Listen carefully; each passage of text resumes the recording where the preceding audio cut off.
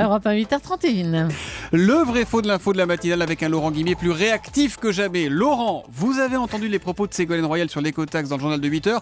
Du coup, on change de programme sur le vrai faux de l'info et c'est ça qu'on décortique. Oui, parce que depuis 24 heures, vous savez, elle dit énormément de choses sur l'écotaxe Ségolène Royal et elle s'attaque notamment à l'écotaxe, mais aussi au transport routier en général et pas qu'aux camions, puisqu'elle va s'intéresser aussi, d'après ce que j'ai entendu, au jackpot des autoroutes. Écoutez. J'observe que les autoroutes qui ont été privatisées en dessous de leur prix par le gouvernement Villepin, aujourd'hui font 8,5 milliards de chiffre d'affaires et dégagent 2 milliards de bénéfices.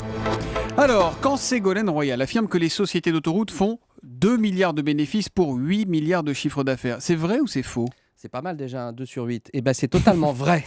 La nouvelle ministre puise vraisemblablement ces informations dans un rapport explosif publié en juillet dernier par la Cour des comptes.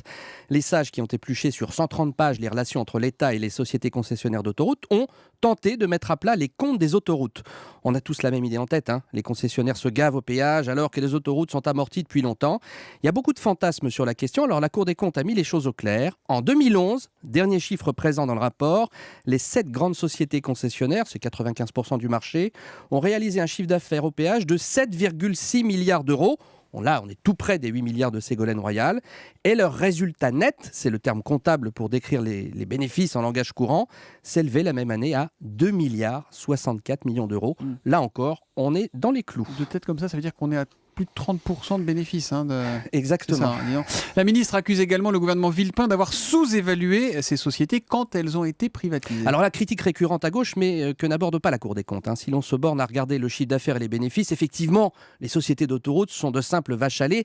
C'est tout de même objectivement plus compliqué. Au moment de la privatisation, les nouveaux propriétaires ont acheté des milliers de kilomètres de bitume, des barrières de péage bien utiles, mais aussi, soyons précis, des dizaines de milliards de dettes accumulées. Les sociétés parlent de 40 milliards de dettes.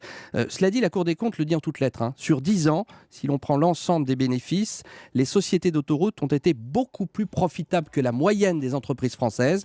C'est pour cela qu'à mon avis, Ségolène Royal n'a pas fini de klaxonner sur les autoroutes. On lui met plutôt un vrai alors. Oui, c'est vrai. Et je pense qu'elle pointe quelque chose dont elle va beaucoup reparler. Le vrai faux de l'info de la matinale tous les matins à 8h30 sur Europe 1.